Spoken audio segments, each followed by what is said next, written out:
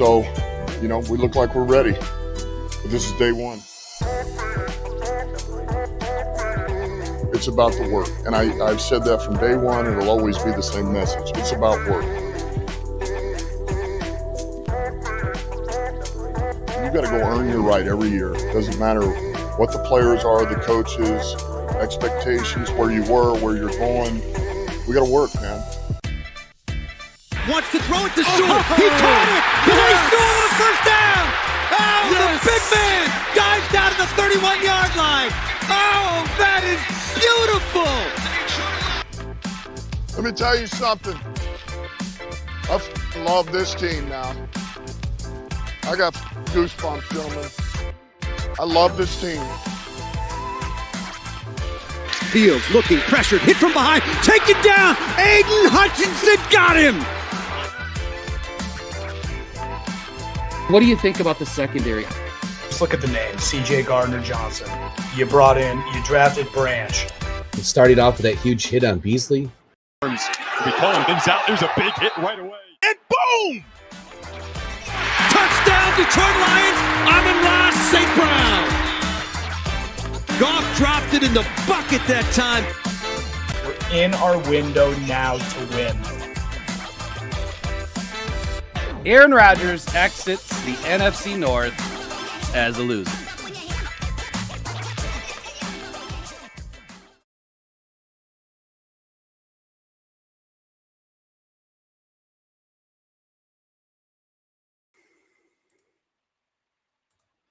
Hey, all right, what's happening, Lions fans? Wanted to step in and do a little something we haven't done really a whole lot of, and it's kind of just talk about the city of Detroit and where this team has been, where it's going, who they are, and please forgive my mess here. We're reorganizing this studio and trying to set it up to do some different content, so it might be a little bit of a mess for a little while. But anyway, so you know the whole thumbnail tonight is all about being an underdog, and these Detroit Lions have been an underdog forever, since the 50s, and that's what I want to talk about tonight. You know, the city of Detroit, it's a bustling city. It's been a thriving city for decades. And it's a city that's full of sport, right? I mean, there's 4 major sports teams within the city. And when you look at what this town really is about, what this city is really about, is it's a football city. They just want so badly to have a winner. And as the city of Detroit has been an underdog for a long time. I mean, as long as we can remember now. But this new brand of football that's coming, that's here, it's about to change that. And we're starting to see, how it is changing the city of Detroit and the fans. And, for so many years, as the seasons kind of came and went, hope flickered, like a distant flame. You had fans that would reminisce about all the glory days back into the 50s and in the 60s, and the tales of all the legendary players and the historic victories that once graced this team.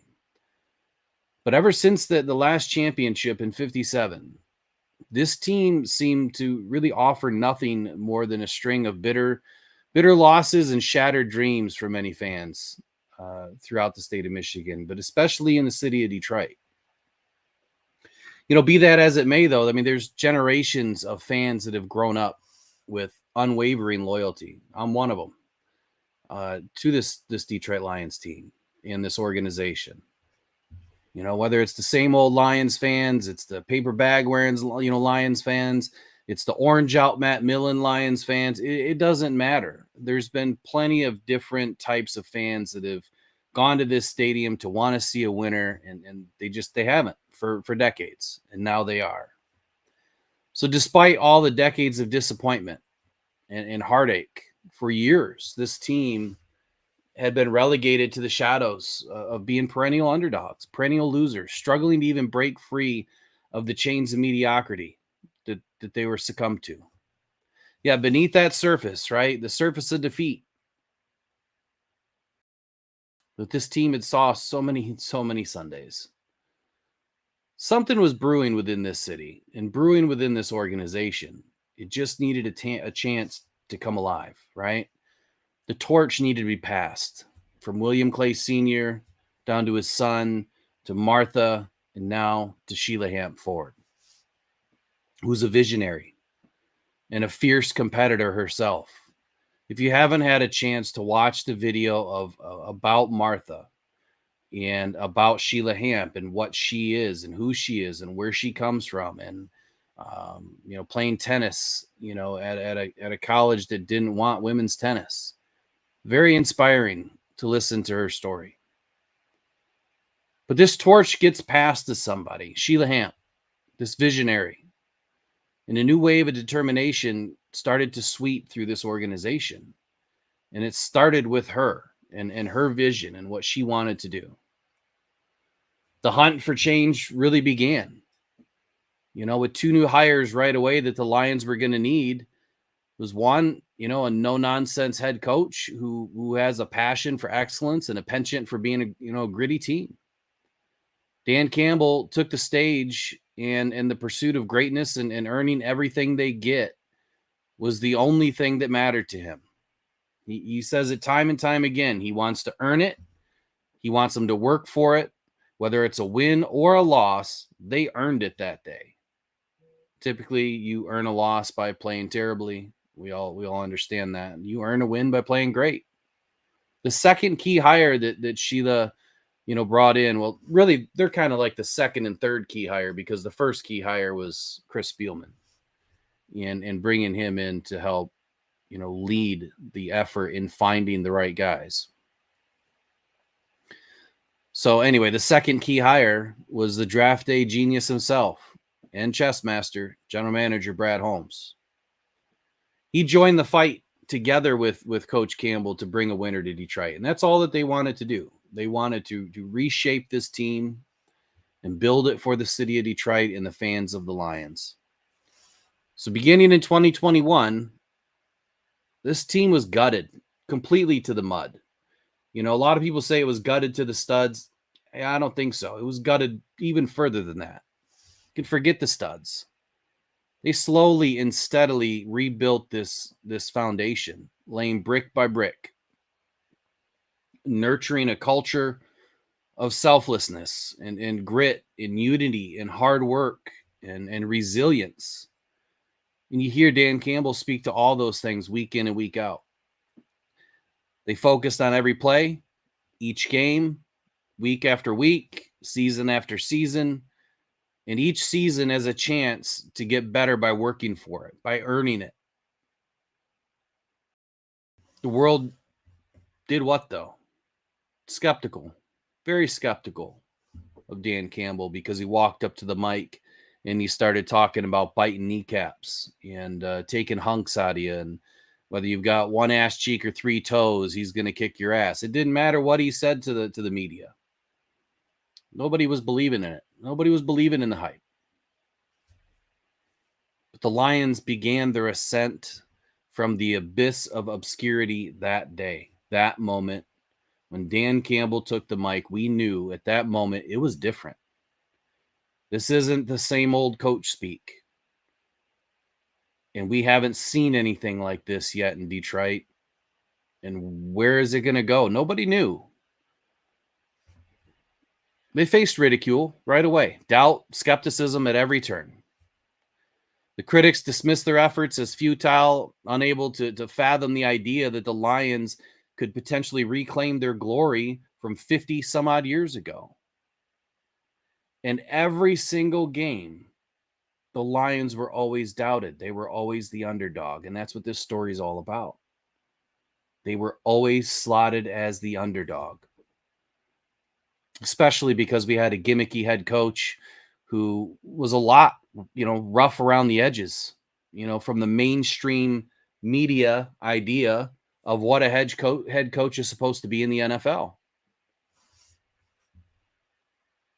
Not all head coaches in the NFL need to be like a Bill Belichick or anybody else that doesn't say much, doesn't do much. They get a bunch of wins. They toe the line, whatever, whatever your ideal persona is of a head coach. Dan Campbell is not that guy. And I'm glad he's not that guy. I'm glad that he's, you know, completely who he is for a reason. But this team persisted. They persisted. They defied all the expectations. Their once shaky defense is now transformed really into an impenetrable fortress. I mean, teams can't even run on us now. And that's something that we haven't had at least since 2014. But to have a defense that's this good is what wins championships. It reminds me of the olden day of the Tampa Bay Bucks defense. It was just so dominant for years. Even the offense, it's been orchestrated masterfully with precise finesse. Ben Johnson's genius mixed with Goff's ability and his intuition and his smarts. I mean, the guys, they're both phenomenally intelligent. But with each victory since week 1 or since week 8 of the 2022 season, the Lions shattered the chains of doubt that had bound them for so long. Each week they went in and proved a doubter wrong. There was a couple of times they took a couple of key losses, but they were in every single one of those games. And as the season started to unfold, the Lions started to emerge as a force to be reckoned with in the NFL. They navigated through all the challenging matchups, conquering formidable opponents and silencing all the naysayers.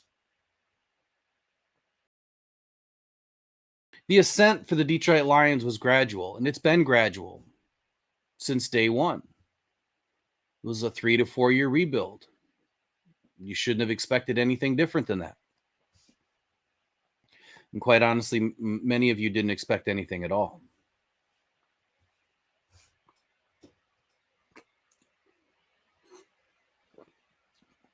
But they haven't stopped, right? They didn't give up. It's a testament to the unyielding spirit and unwavering determination of Dan Campbell and Sheila Ford and Brad Holmes and the team that surrounds them by coming to the media last year. And Sheila Hamp gives a speech about how much she trusts her team and how they need to follow in the plan and just buy into the plan. And if everybody buys into the plan and follows it, things are going to work out. A lot of people wrote them off, and they're all coming back because they're seeing what the Lions are doing. But things started to change and change in a hurry with this team on that fateful Thursday night, opening night of the NFL season in 2023. This is when it happened. The 3.5-point underdogs faced off against one of the league's titans. Been the best in the league for years now. Pretty much ever since Mahomes started playing for the Chiefs have been one of the best teams in the NFL. They've been considered unbeatable by many until the Detroit Lions show up. But especially by the Detroit Lions, right? There was nobody in a snowball's chance in hell were giving the Lions an opportunity to win this game. And in a stunning display of skill, teamwork, grit, whatever you want to call it, the Lions emerged victorious, right? They were triumphant. Albeit they beat them by 1 point, they won the game. Still nobody believed. Asterisks were placed on the win. And that pissed off the Lions fans, the franchise, the team. And that was a bad idea to piss off the Detroit Lions in week 1. Especially when they just did what they did in Arrowhead Stadium, beating the world champs. You don't want to piss off the Lions because now you see what you're getting. The city of Detroit completely erupted. Not only into like a frenzy of jubilation, right, and excitement and happiness for the team that just took down the Super Bowl champs.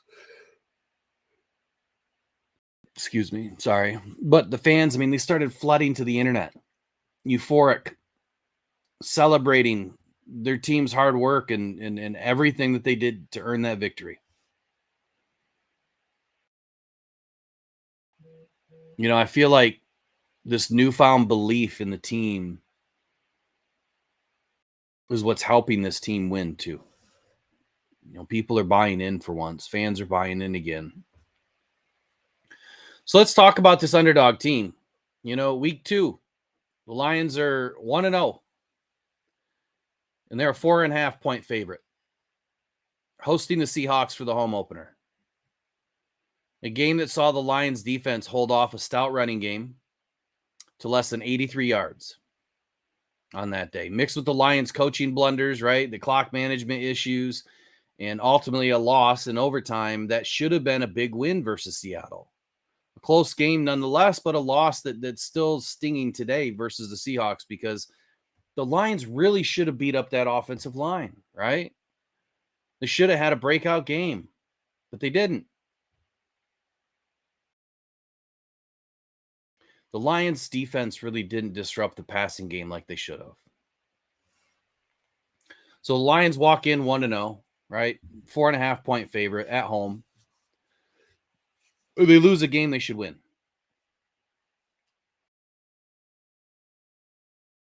And because they didn't, the same old Lions narratives start to come out again. They're all spewed everywhere, all over the internet. The fan base regressed a bit, wondering if this team is fake. Back to the same old Lions. We knew you were fake. You came out in week 1 and got lucky. I mean, I saw it all. I heard it all. It was everywhere. Then the next week,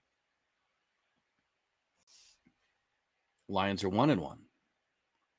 Again, somehow they're a 3-point favorite, no longer the underdog. Hosting the Falcons in, back-to-back home games. Week 3 matchup that was shaping up to be a tough game for this Lions defense. Facing a team that just put up 211 yards on the ground versus the Packers. In what was a wing clipping by this Lions defense. They completely shut down and annihilated the Falcons in the running game. They didn't allow them to do anything. They held them to less than 45 yards on the ground. And there it is, right? The Lions fans are all celebrated, right? They're happy. It's not the same old Lions. You know what? Some of them were skeptical. We knew that. Until this team could show repetitive behavior of earning it and working for it and doing it and getting wins, a lot of fans are still on the fence.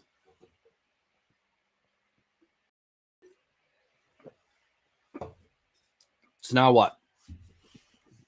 Week 4, Lions are 2-1. Somehow, again, a 2.5-point favorite. Headed into Lambeau. Another opportunity that's turning out to be what could be, I guess, a hard game, tough game. Lambeau's always hard to win. Doesn't matter if you're facing a different team in Lambeau. For some reason, it's tough to win in Lambeau.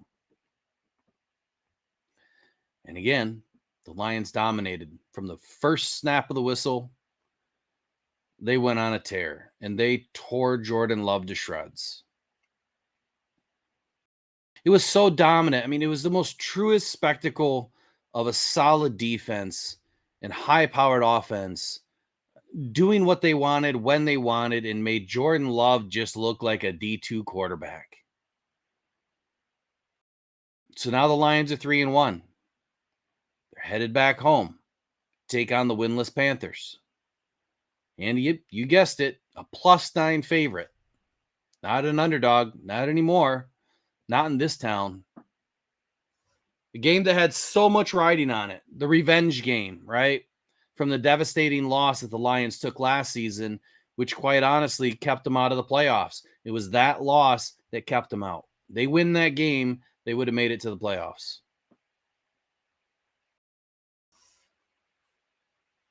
Well, in this revenge game, the Lions were real. And the Lions busted out early to a 28-10 lead at halftime, and they won this game 42-24. So the Lions are for real. It's no surprise that they're not underdogs anymore, right? The Lions have faced some really tough defenses and some potent offenses through 5 weeks. And then they go head down south to take on the NFC South champion and the leader of the NFC South and the Tampa Bay Bucks. And surprisingly, the Lions were yet again a +3 favorite.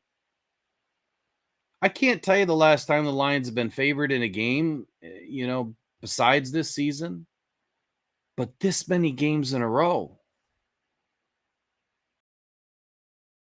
But this matchup, one that many said would be the first real test for this Lions offense and defense.